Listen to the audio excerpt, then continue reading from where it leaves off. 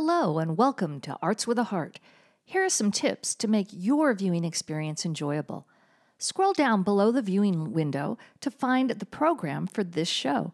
Click the arrow to the right of the program to flip through the pages, or if you're viewing on an iPad or other mobile device, simply swipe through the pages. The best way to watch this show is in full screen, so please make sure you go to the bottom right corner of the viewing window and click the diagonal arrows.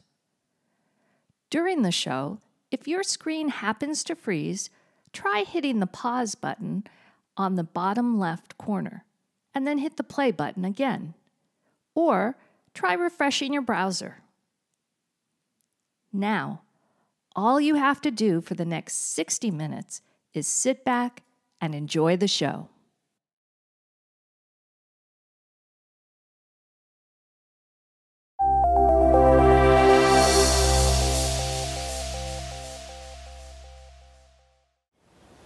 Welcome to our last show of Arts with a Heart. Make sure to stick around to the very end for some special surprises. In our final show, it seems only fitting that we recognize someone who is in her final year at Castellea. After serving 25 years as our head of middle school, Ann Cameron will be retiring at the end of this school year. Ann, you have always been there to support, develop, and nurture the arts programs and our Arts with a Heart productions. Thank you for your love, care, and encouragement. You have made the arts and Castellea a vibrant and happy place for all of our students. You will be missed. Ann Cameron, the cast and crew lovingly dedicate this show to you.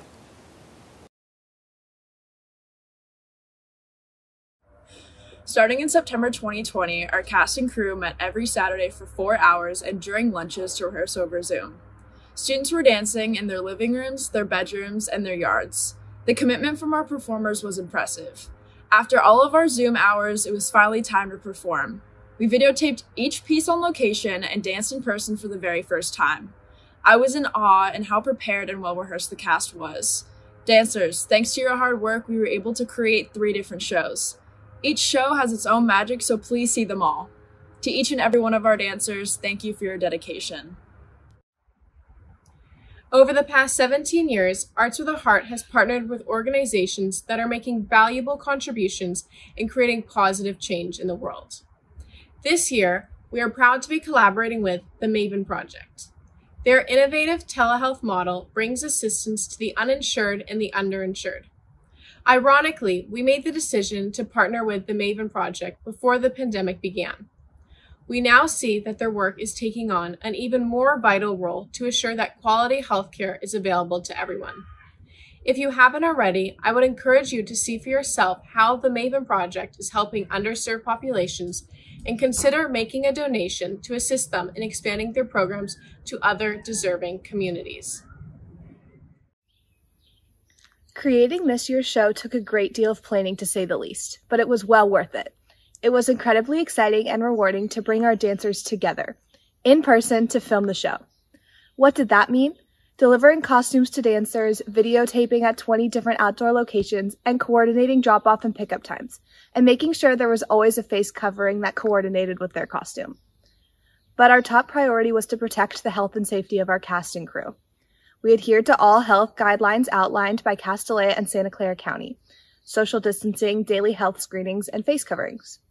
While operating in this unusual way to produce our virtual show was challenging, it gave us the opportunity to bring dance to the Castellea community in a different way than ever before. The mission of Arts with the Heart is not only to entertain, but also to educate. We are so proud and excited to begin each of our 3 shows with a 15-minute informational panel. Each panel will address a vital and timely issue in healthcare today. You have a front row seat to your experts in their field give us valuable information, insights, and trends on healthcare today.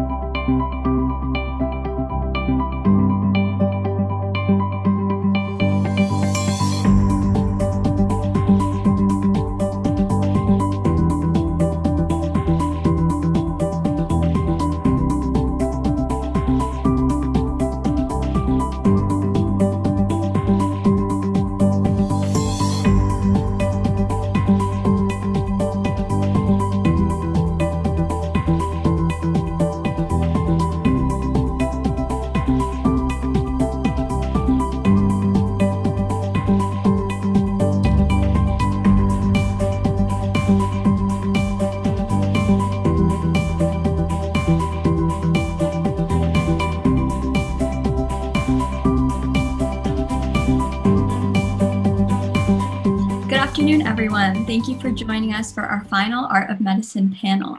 Today, we look forward to hearing about what exciting possibilities lie ahead in healthcare. We have three accomplished doctors who will be giving us their insight. Dr. Stockdale, as a student, I've learned that in order to move forward, we must not forget to reflect on the past. Over the course of your impressive 57-year career, what do you think were the biggest advancements in healthcare? And in the next 20 years, what do you think the biggest advancements will be? When I walked into medical school and walked up the stairs, there was a gigantic painting at the top of the stairs by Thomas Aiken. Its title was The Agnew Clinic. Agnew was a professor of surgery at the University of Pennsylvania. And in 1889, Thomas Aiken, who is a famous American artist and also painted almost photographic paintings, had depicted Professor Agnew performing a mastectomy in a very tight amphitheater with maybe 50 medical students, all of whom had suits and ties on, all of whom were men. And Professor Agnew was standing to the side, barehanded with the scalpel in his hand, no mask on. So the only woman in the scene was the patient and a nurse who had on a nurse outfit with the cap and dress. She also had no mask on. So that was in 1889. So we still have medical students, none of whom wear suits or ties. Today, if this scene were pictured, more than half of the students watching would be women. And certainly everybody wears gloves and a mask and wears an outfit rather than their street clothes while they're performing a procedure. So those things obviously have changed substantially in the time frame of the last 130 years. So today, more than half of medical students in every medical school, more or less in the United States, are women. And this has produced a number of changes, which I don't have time to go into, but makes a large difference, because if you simply look at malpractice suits, women physicians are sued about 1/3 of the time that men are. So I interpret this to mean that their relationships with patients are superior to male physicians. And I think that will have a big impact on medical care.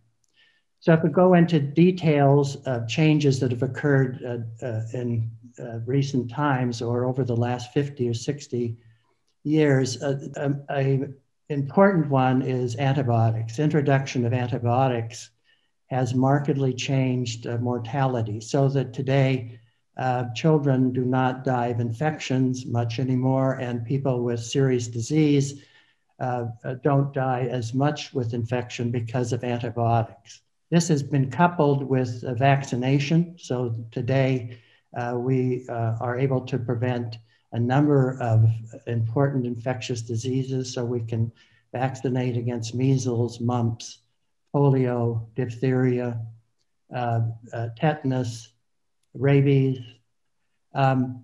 Important has been changes in imaging. My grandfather practiced medicine at early in the 1900s.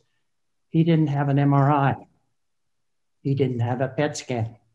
He didn't have a CT. So most of you at least have had probably one of those if you're over 40 or 50. And these have markedly changed things, because diagnosis is all dependent in the past by external appearance. Today we can look inside, and that's made diagnosis more accurate and also earlier. In particular, the introduction of mammography. So we can now image the breast, and for those women who are screened, this results in an earlier diagnosis and improved outcomes. So today we cure over 80% of women with breast cancer who are screened. Organ transplantation has changed things markedly. So if you're walking down the street today, it's likely you're walking by somebody who's walking with somebody else's organs. This includes bone marrow transplantation, which used to be experimental and today it's a common practice carried out every day to cure people, particularly with hematological malignancies. Mental illness treatment has improved substantially. Thorazine was introduced in the 1950s, and that changed things. So today we have very few mental hospitals. Most people with schizophrenia are managed as an outpatient because we have antipsychotic medications, and many people are on antidepressants, which have made their lives better. The control of blood pressure and cholesterol has also changed mortality in this country. So if you look at mortality tables today, in the last 20 to 25 years, there has been a precipitous drop in cardiovascular deaths. We have pacemakers, we've replaced heart valves, we have stents to open blood vessels. So today, just controlling blood pressure and cholesterol has been a marked improvement in outcomes. Something that I think many people don't know about or maybe understand are controlled clinical trials. So you have recent experience with controlled clinical trials because of the two available vaccines for COVID-19 were investigated using controlled trials in which individuals are randomly assigned to saline injections versus injection of the vaccine. And because of that, we know about safety of the vaccines and we know about their efficacy. So controlled trials are the basis for evidence-based medicine, which is the kind of medicine that we practice today versus what I was taught in medical school, which was mostly based on personal experience and anecdotal case presentations or case experiences, which commonly misled physicians in care. So you want to be taking a treatment which is based upon a phase 3 or a clinical controlled trial. Thank you, Dr. Stockdale. Those are some substantial changes that you've seen in just your career and have saved millions of lives. And I bet as a resident, you would never have imagined that we'd be here now thinking about robots and surgery. So, Dr. Holsinger, in keeping with this idea that healthcare can transform completely in under a decade, how would you say this so-called robotic revolution has contributed to the healthcare industry? Well, thanks again, Ollie, for the opportunity to be here and to support Arts with a Heart. Listening to Dr. Stockdale talk about some of the changes in medicine just reminded me, how far we've come in my professional career. And one of the things that I think draws a lot of excitement in medical schools to the field of surgery now is the advent of robotics. And robotics is really a type of minimally invasive surgery. Minimally invasive surgery I'm going to speak about first, and then from there sort of introduce the concept of robotics. But, in the old days, surgery meant large incisions, always making these cuts into very difficult areas, very painful areas, and having the maximum exposure of that human anatomy, that surgical anatomy that we as surgeons are trying to repair to heal the patient. And in the early 90s and then moving onwards, the advent of minimally invasive surgery transformed surgery. Instead of always having the most maximal exposure and having only our hands, we could develop small, tiny cameras and use ports into the chest cavity, to the belly, elsewhere. And through those ports, advance instruments. And instead of opening everything up in a way that accommodated the human hand and was comfortable for the surgeon to operate, these instruments and minimally invasive surgery allows to do the same surgery without that radical invasiveness with big incisions and things like this. That still, though, relied on the human hand to use these instruments. And you can imagine that when you're trying to go into these small holes with long instruments, it's not very ergonomic. And a group of engineers here in the Valley working at SRI and then a series of companies have unfolded such that now we have literally a virtual reality system so that we can use those same ports that transformed surgery in the 90s to allow us to look in there and to use instruments that we use kind of like big chopsticks. Now we can deploy arms into a particular cavity and control those arms even better than we can control our own hands. And the crazy thing about it, and I'll stop right here in case you have any questions, is that we're not actually even touching the patient anymore. This whole robotic system virtualizes what the surgeon is seeing, such that those cameras are deployed here, and through a series of cables, a virtual reality simulator is placed usually about 10 or 12 feet away from the patient. And we have a complete 3D view, and we're manipulating these instruments that turn 540 degrees instead of just the 270 that we can use with our own hands. And we can see better and do surgeries now that would be impossible to even conceive of when I started out in medical school. So it's an exciting time to be a surgeon, and who knows what you will do when you go to medical school. And one of the women listening in today, who knows how far you'll take the field of surgery with the technologies that we have now. But that's sort of a brief overview of robotic surgery in 2021. Absolutely, thank you. Just the mechanics alone are just fascinating to hear about. So do you think that medicine and patient treatment will seamlessly join together with technology to kind of push us further in science? And how does your kind of background in robotic surgery contribute to where we'll be in the next 10 years? Absolutely. I think one of the most exciting things about robotics is that we've realized that we're actually using augmented or virtual reality to perform surgeries. And that physical connection that's so important when you meet the patient in the clinic actually is a slight hindrance in some ways to what we could do in surgery. If you could virtualize everything and scale the movements of your hand down tenfold, 100-fold, we can perhaps one day, through keyholes, perform very precise brain surgery with instruments that are no bigger than my finger, or maybe one day as small as a pencil tip. And while that's really exciting, what's really cool is that once that image is being of human anatomy live in real time, translated from a scope onto a virtual reality simulator, once what we're seeing in real time in surgical anatomy is digital, it's just like any image on your phone. And that's where I think it's going to get really interesting, because once we start to digitize, again, in real time, human operations, that's where artificial intelligence, machine learning can really be helping us make even better intraoperative decisions and having greater insight into that aneurysm, or looking, Dr. Stockwell was talking about breast cancer, maybe seeing the edge of that tumor and maybe allowing the surgeon to spare more of the natural breast. So many different opportunities. Once what the surgeon is seeing is digital, bringing deep learning to it, of a really scale what technology can do, even farther than I can imagine.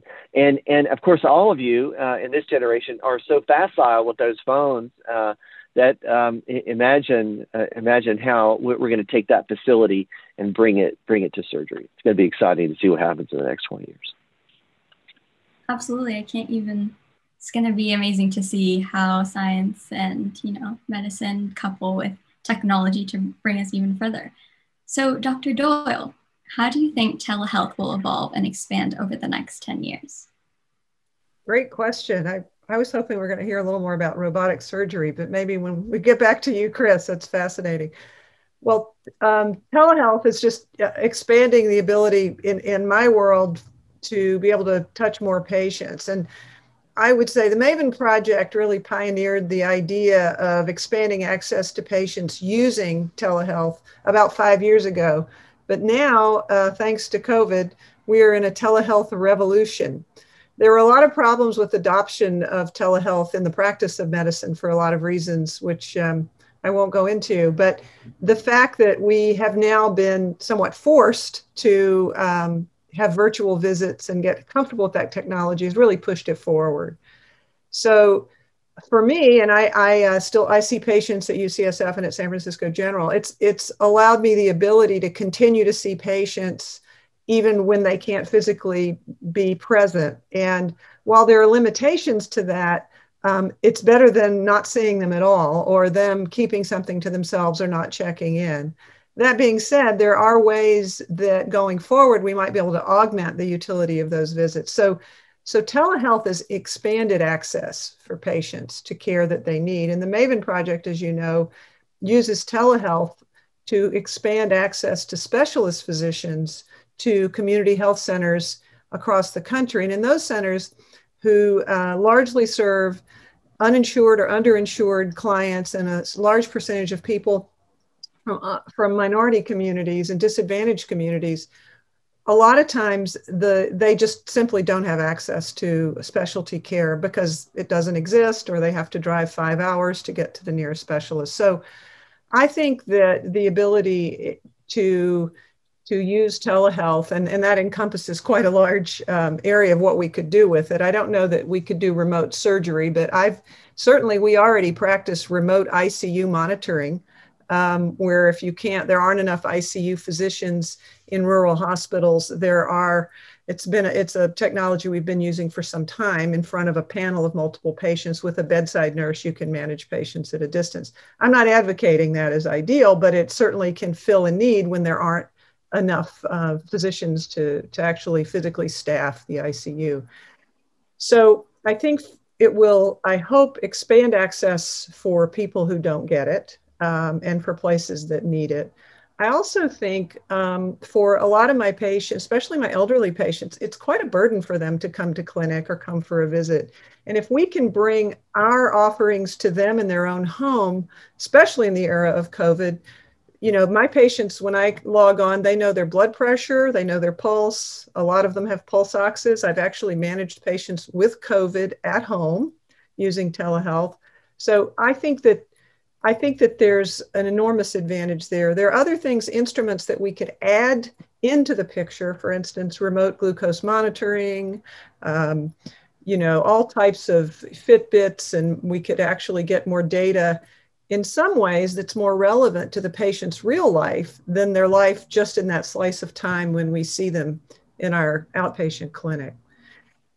So I think it's about improving access to care and helping people live healthier, longer lives, and making our visits maybe less disruptive to them and more efficient for us. So I think it's a great tool. It really has been pushed into the spotlight because of COVID, and I hope that it's here to stay in some capacity. I miss seeing my patients in person. I'd still see some of them in person, but on the other hand, a lot of it was, I've been somewhat surprised how much people have enjoyed it. And as a matter of fact, I probably touch base with my patients more often, especially during the epidemic, the ones that are isolated at home. And a simple video visit is really, really helpful and very informative. I've had patients take their computer and show me what's in their refrigerator, for instance, if I'm worried about food insecurity or they're off their diet. I've met many pets, several family members, and learned a little bit more about the context of their real lives outside of that clinic setting. So I think it can be a very rich thing, but mostly it's a great extender for the workforce we do have and the time we do have as healthcare providers to reach more people. And that's really the beating heart of the MAVEN Project. And I would just say that a lot of the money, the capital that's flowing into telehealth, and there is a lot right now in the venture area, that mostly is going into technologies and things that assist for-profit entities. All the clinics we serve are not for profit. And we do keep an eye on the idea that, we don't want these great innovations to leave behind some of the people who need them the most. And so that's one of the things we're keeping an eye on, is that the digital divide brings everybody across it, and not just the folks who can afford it. So I'm excited by the potential to impact that many more patients as we go forward. So I'm completely excited about it.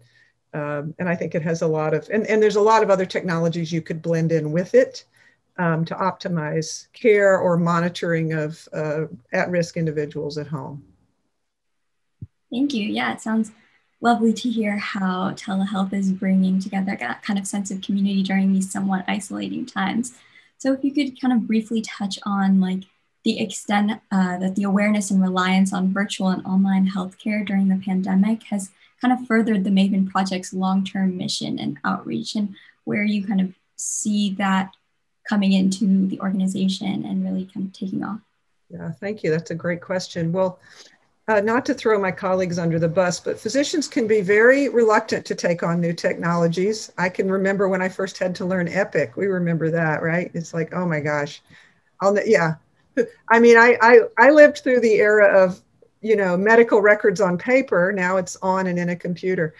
So two things I think have been holding it up. One is that sometimes we can be reluctant to embrace a new way of practicing medicine. But number two, our healthcare system, at least the for-profit sector, it basically wasn't getting reimbursed for virtual. You had to literally see the patient in person in order to be able to charge for that encounter. And of course, when you're working in a hospital or a healthcare practice or any entity, that was something that they, you know, had to look at. And one of the biggest insurers in this country is Medicare. And I think the great thing is I think this will move the needle to recognize that you can provide valuable service through telehealth, and that when appropriate, there's some reimbursement attached to it. It's not because I think I want to make money doing telehealth. We don't make any money. We give our services away at MAVEN. But what we need is incentives to get healthcare entities bought into the idea of the value of telehealth. And so I think that's happening. And I think that providers are getting much more comfortable with the concept. Patients are getting more used to it. And then I think we just have to have some incentives for large health enterprises and large and small to get involved. I will say that the biggest challenge for our clinic partners is that they're just overwhelmed. They are the frontline providers to some of the neediest people in our country. Over 30 million Americans are served at over 15,000 federally qualified health centers. And many of them are staffed by volunteers, by people who are fairly junior. So they need a consultant. They need someone to come in and provide them with reassurance. So I'm excited because I think if the uptake is what we imagine it will be, we're going to be able to serve more of those communities. So I think it's here to stay. There will still be in-person visits. We will still need to lay hands on patients. And some patients will prefer that, but it's going to provide access to care for people in rural areas, isolated communities, or people who physically just can't leave their homes, or for whom it's a significant physical or financial burden to actually go see a physician or another healthcare provider. I hope it's here to stay, and I hope that our partnership with Arts with the Heart and the MAVEN Project can kind of shed light on some of those challenges. Grateful, so grateful that, and thank you all for supporting the MAVEN Project. Thanks for picking us. We need it. We couldn't do it without you. The staff is amazing. They do great work, and I'm really, really proud to be associated with them. So thank you, and stay tuned. You can meet me on Zoom sometime or anytime. Pretty much. All right, and unfortunately, that is all the time we have for today. So thank you so much, Dr. Stockdale, Dr. Holsinger, and Dr. Doyle for participating in our Art of Medicine panel. And we hope you'll stay and enjoy our final Arts with the Heart show. Thank you. Looking forward. Thank you.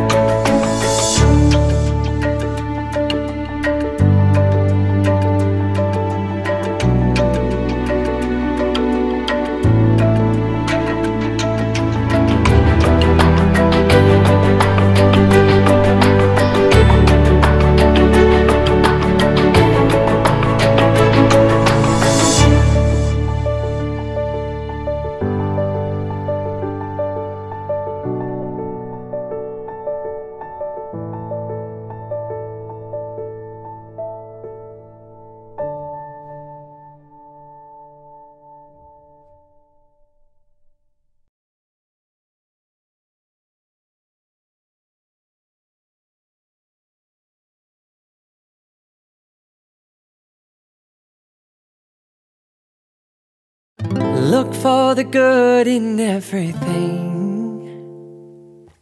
Look for the people who will set your soul free. It always seems impossible until it's done. Look for the good in everyone.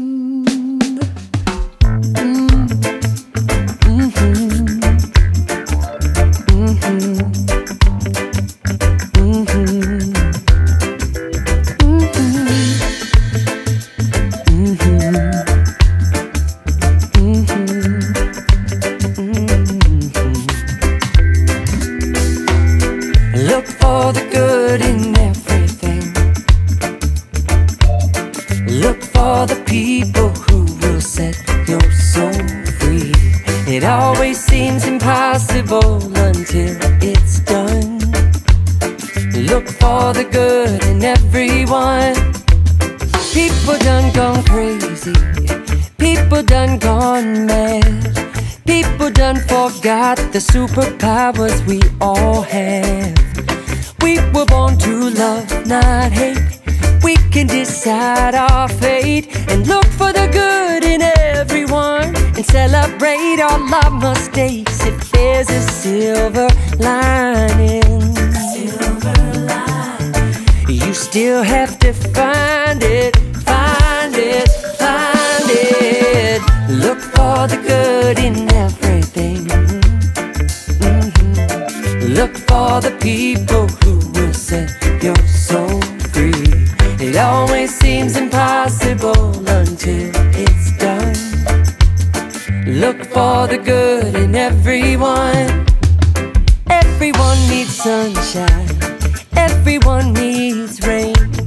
Everyone is carrying around some kind of pain. I see who you are. You're just like me.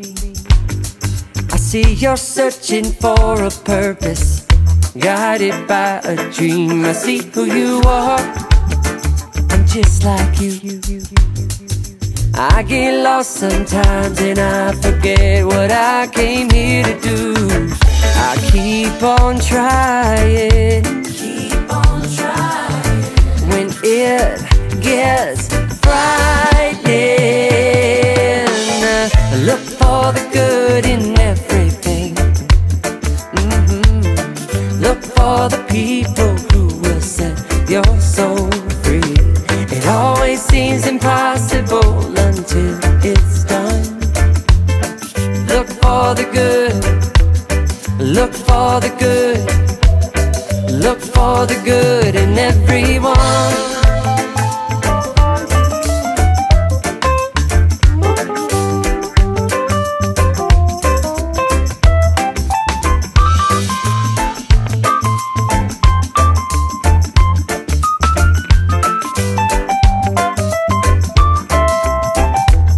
Everyone is nature.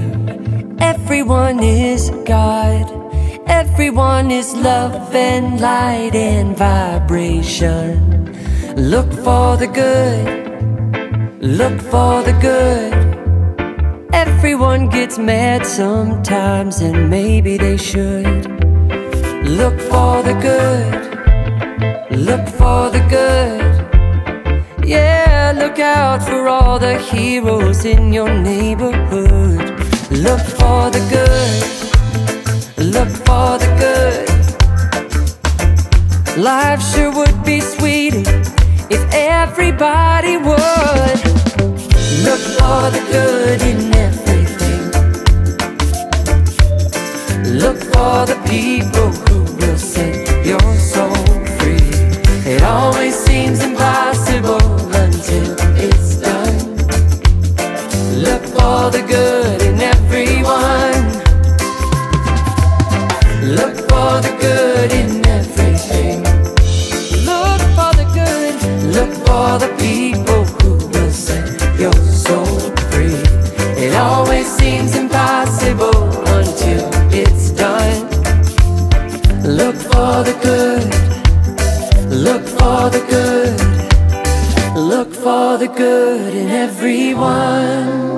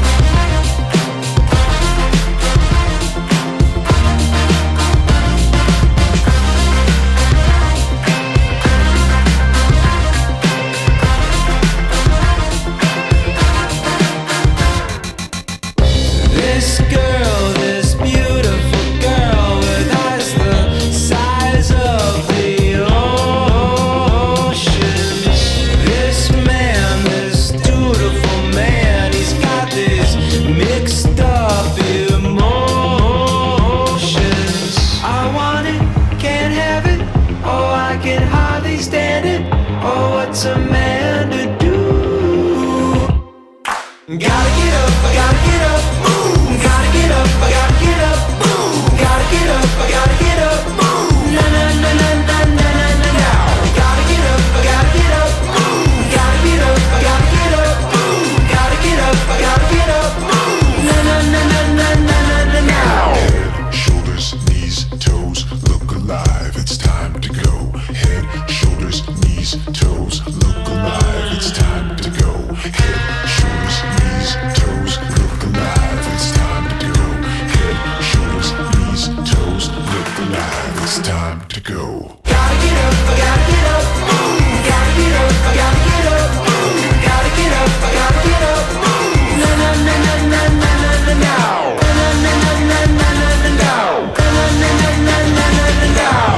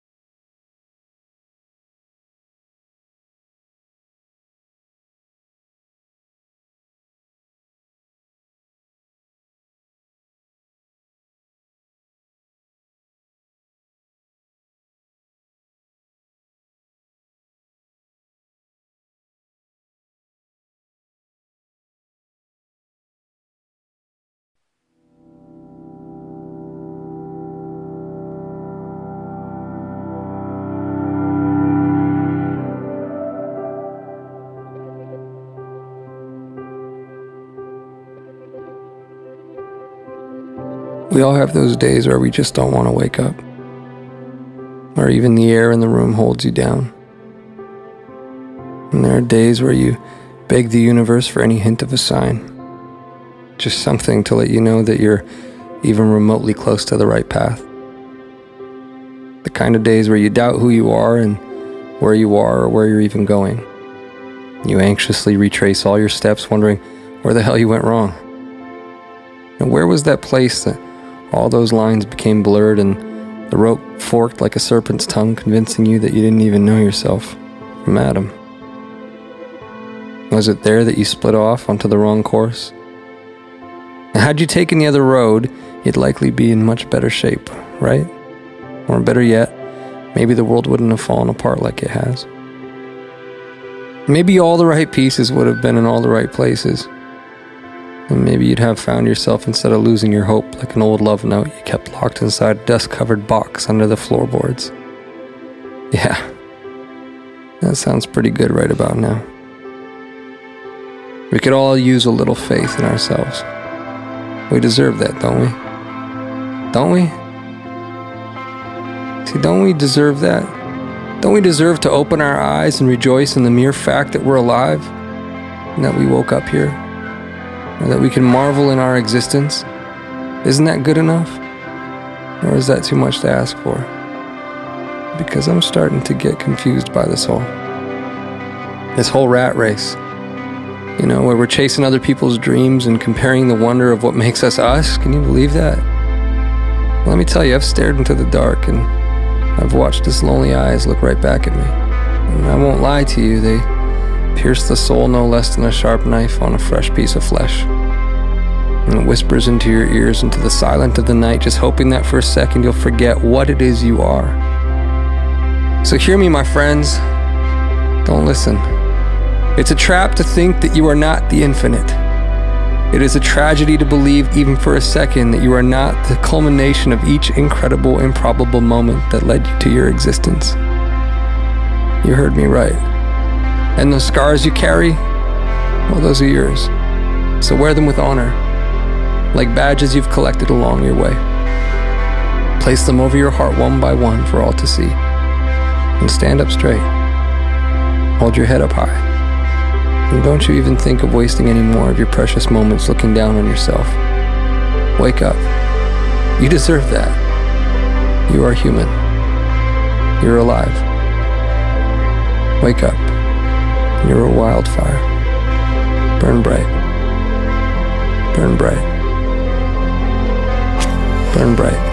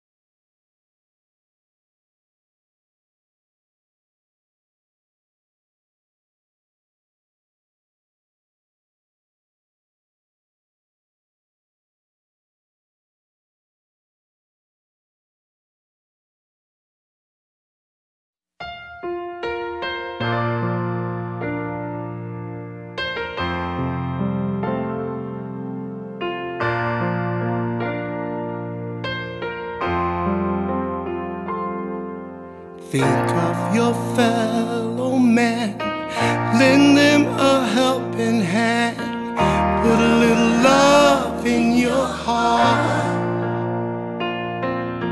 If you think it's getting late, oh please don't hesitate, put a little love in your heart, and the world will be a better place, and the world will be a better place for you and me. You just wait and see. Another day goes by, still the children cry, put a little love in your heart. I want the world to know we won't let hatred grow, put a little love in your heart, and the world will be a better place, and the world will be a better place for you and me. You just wait and see.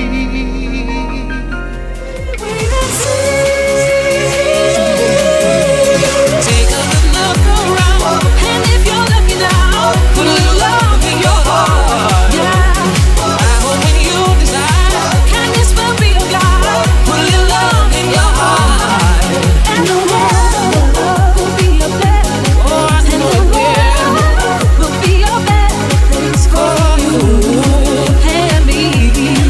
You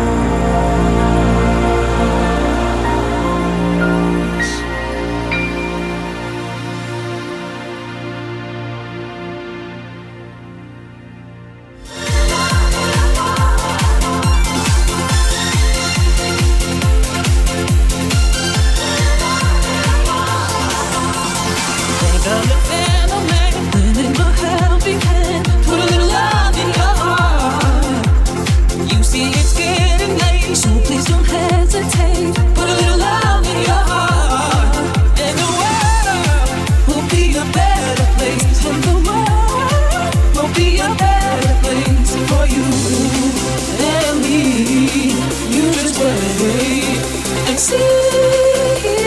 Another day goes by until the children cry. Put a little love in your heart. If you want the world to know, we won't let hatred grow. Put a little love in your heart. And the world will be a better place. And the world will be a better place for you. And see, wait and see.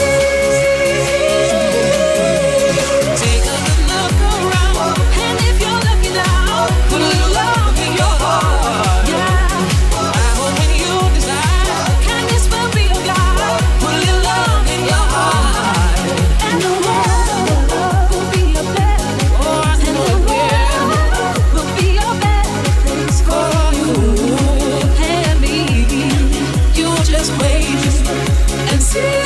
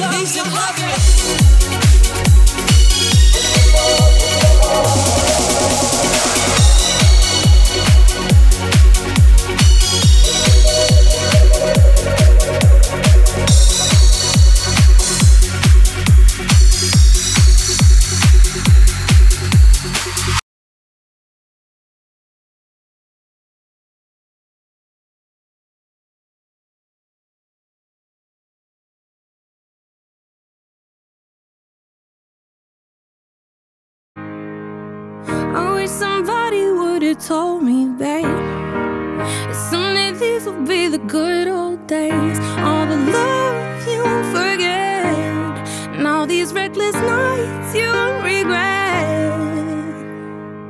Someday soon your whole life's gonna change. You'll miss the magic.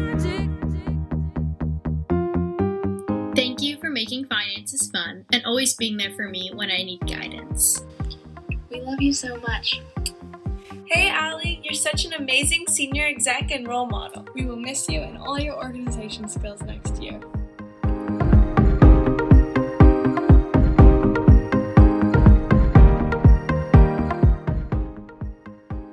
AwaH wouldn't be the same without your incredible choreography. We love you. Thanks for always making us laugh. And brightening the room on a stressful day with your smile and sense of humor. Hi Kira, thank you for being the best mentor ever.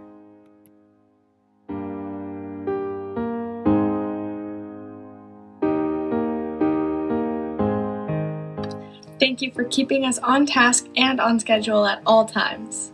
Don't know how we'd get anything done without you. We love you so much. Hey Amelia, thanks for being such an inspiring and uplifting mentor to me. Thank you for always helping us stay organized and on track. DPW would not be the same without you.